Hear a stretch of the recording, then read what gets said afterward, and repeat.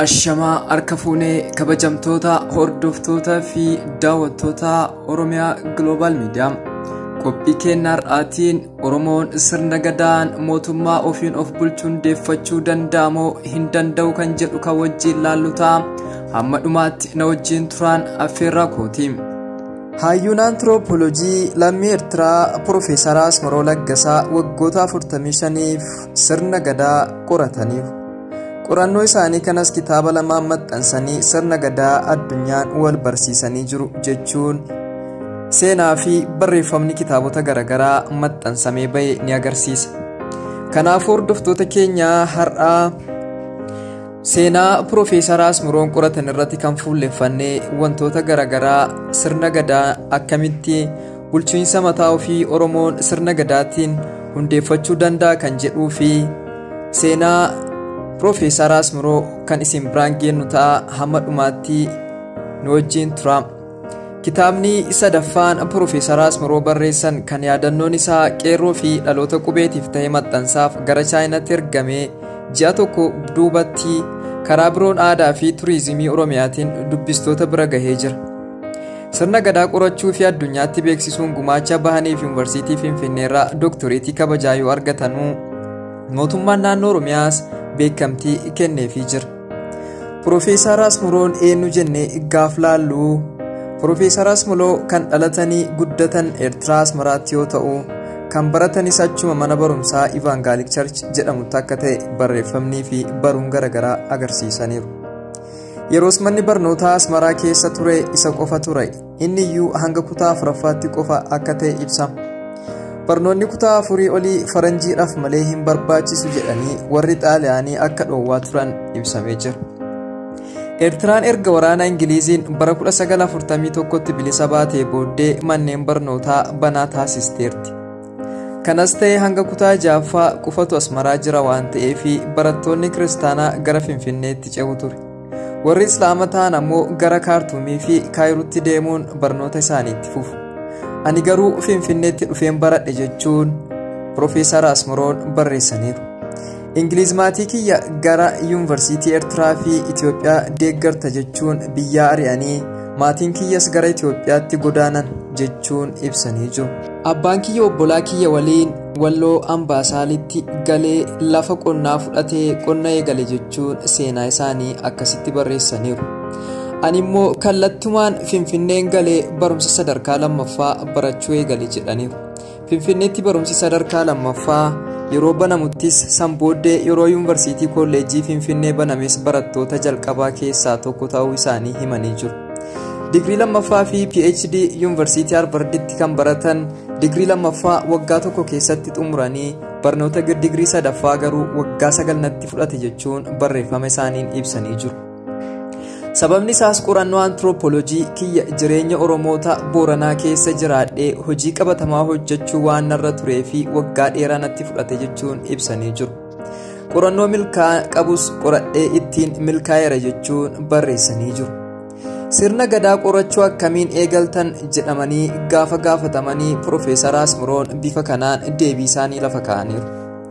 Akaakileen kiyya Onesmoos Nasiib waliin Mitswaatti baqatanii turanii bulchiinsa Tarkii jalatti jechuudhaan ibsanii jiru. Kanaaf waa'ee uummata Oromoo Onesmoosii fi hiriyoonni isaa akaakilee kiyya kanatti waan baay'ee himaa turanii akaakileen kiyya ammoo waan isaan irraa dhagahe kana yeroo ijoollee turetti natti himaa ture jechuun ibsanii jiru. Kanaaf gaafan qorannoo antiroopoolojii yaaduu jalqabu sammuu kiyyatti kana dhufee uummata Oromooti jechuun ibsanii jiru.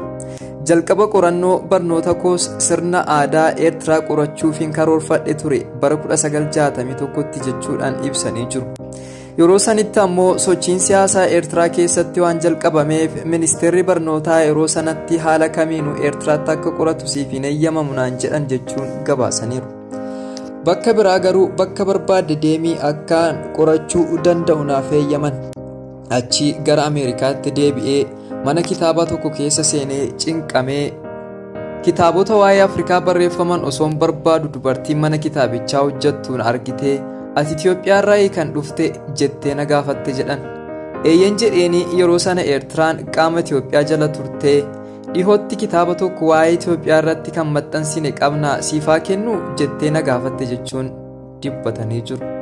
Tole jennaan kitaaba hayyuu Xaaliyaaniin barraa'e kan dhimma Oromoo irratti xiyyeeffate naaf kennite jedhan. Kitaabicha wayittan fudhee dubbisu garmalee hawwataa ta'een argadhe gama tokkoon afaan Oromootiin gama kaaniin ammoo afaan Ingiliffaan barreeffame jedhu. Sirna gadaas of keessaa qaba ture kitaabichi. Sana booddee inni jalqabeera ani immoo qorannoo kana cimsee itti fufuun qaba jedhee murteesse jedhan. Haala kanaan waa'ee sirna gadaa qorachuu eegalan waggoota 2 karaa Itoophiyaatiin Booranaa keessa taa'een qoradhee sana booddee mootummaan Dargii aangoo waan qabateef deebi'uu hin dandeenye jedhan. Gama Keeniyaatti ce'anii waggoota 3 Oromoota Keeniyaa keessa jiraatan. Waliigala waggoota 5f hawaasa Booranaa keessa jiraatanii sirna gadaa qoratanii jiru. Qorannoo waggoota 5 maal argatan kan jedhutti gaafa darbinuu biyyooti baha Afrikaa baay'ee gurmaa'insa gulantaa umriin ijaarame qabu garuu sirna hawaasummaaf malee sirna siyaasaaf hin fayyadamne. Sabni Oromoo garuu gurmaa'insa umrii kana fudhatanii gara sirna siyaasaa guutuu ta'etti jijjiiraniitti fayyadamu. Kanaaf aangoo yeroo fudhatan waggoota 8f qofa bulchu. Waggaan 8 suni dhumnaan garuu homtuu sababa dhiyeessuu hin jiru. Yeroo sanatti warri gulantaa gadaarra ture hunduu gadaasaa xumure jechuudha. Saniin alatti warri gulantaa gadoomarra ture hunduu gadhiisee namni tokko haala kamiinuu aangoorra ture jedhee hin yaadu. Kanaaf Oromoo biratti aangoon umrii guutuuf wanti jedhamu hin jiru. Inumaa abbaan gadaa bara aangoo isaa xumuruu gadaan aangootti dhufuu guyyaasaa kabaje akka aangoo irraa fudhatuuf itti watwaatama. Warri guyyaa lakkaa waan jiranii fi guyyaa sanitti bakka itti baallii walii dabarsanitti gareen lamaanuu ni argama.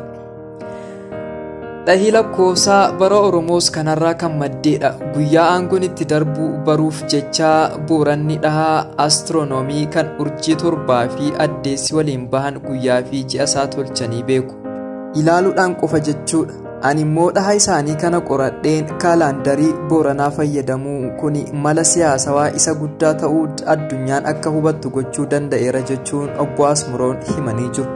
Sirni gadaa sirna bulchiinsa ammayyaa ta'uu danda'a kan jedhuufis Profeesar deebii isaanii lafa kaanii jiru. Deebii isaanii kanaatiin sirriitti hojjechuu danda'a. Kitaaba kiyya haaraa dhiyootti bahurratti bal'inaan qopheesseera jechuun lafa kaanii jiru.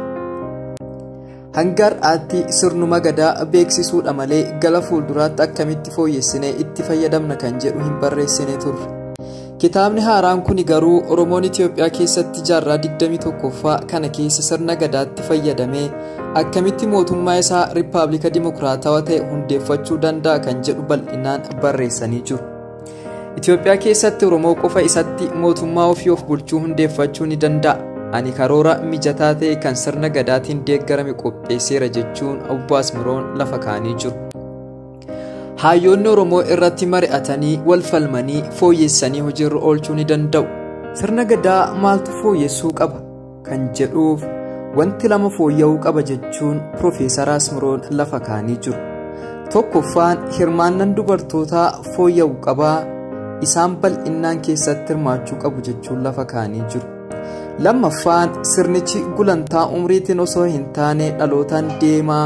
Dhalootaan yoo ta'e sanyiin nama tokko dhaloota 3 irraa yoo gahu ijoollee isaa faana garaagarummaa umrii bal'aatu uumamaa hanga waggaa 50 gahuu danda'a jechuudhaan kanaaf gulantaa tokko keessa yeroo jiran garaagarummaa umriitu jira jechuudha. Booranni hanqina kana hiriyyaadhaan guuta. Profeesar waa'ee uummata Booranaatis achumaan bifa kanaan lafa kaanii jiru. Booranni uummata jaalalaatii si jaalannaan siif du'aa gaafa si jibbees akkasuma jechuun isaan biratti sobuun ad malee akka ta'e ibsanii jiru. Gaafa geerrartuyyuu geerrarsa bareechuuf waan hin taane itti dabaltee jennaan si qabu. Yooma kana goote jedhamte itti gaafatamta jechuun ibsanii jiru. Lafaa kaatee diina hamannaan ajjeesee leencaan ajjeese jennaan dhugummaan isaa ni qulqullaa. Hannis hin jiru. Booranaa keessatti wal ajjeesuun hin jiru. Booranni Boorana tasaa hin ajjeesu. Akkas ta'e argamnaan sirna muudiitiin adabbiinsaa hammaata. Ajjeesuun hafee dhiiga buusuun hin eeyyamamu. Akka Oromoon sabni seera kabaju hin jiru. Itoophiyaa keessaa yoo fudhatte saboonni biroo wal ajjeesanii Boorana garuu kana hin raawwatu. Keessaa isaanitti yakki hin raawwatamu diina wajjin yoo wal waraanan jalqaba garuu ni ajjeesu. Afaan Oromoo osoo hin beekne qorannoo kan geggeessan Profeesar Asmiroon akkamitti milkaa'ina argatan kan jedhuuf kan dhumarratti hojii ilaallu ta'a. Kanaanis afaan Oromoo osoo hin beekne qorannoo geggeessuun hedduutti ulfaatullee ani garuu sagalee waraabuudhaan kan hojjedhe jechuun Profeesar Asmiroon lafa kaa'anii jiru. Mucaan afaan naaf hiikuu dargaggeessi cimaan Tarrii Jaarsoo jedhamu baay'ee na gargaareera baay'ee cimaadha jechuun himanii jiru. Afaan Oromoo fi Amaaraa akka gaariitti danda'a waan ani jedhe hunda hiikee naaf hima jechuun kan isaan deebisanii ammoo hiikee ani itti himaa sagaleen gara lameenitu ni waraabamaa waan guyyaa waraabaa oole immoo galgala barreeffamatti jijjiiraa bula jechuun ibsanii jiru. Profeesar Asmiroo Laggasaa yeroo gabaabatti gara Itoophiyaa deebi'anii akka dhufanii fi yuunivarsiitiiwwan garaagaraa keessatti dhaloota haaraa waa'ee sirna gadaa barsiisuu karoora akka qaban himanii jiru. Yeroos kitaabni isaanii haaraan maxxanfamee fira Oromoo guutuu addunyaarra jiru mara bira akka gahus himanii jiru. Kabajamtoota hordoftoota fi daawwattoota keenya qophiin har'a isiniif qopheeffannee dhiyaanne kan hanga ammaatitti ture hanga sagantaa biraatiin walitti deebinutti sagantaa Oromiyaa Global Media afaan wajjin turtii gaarii.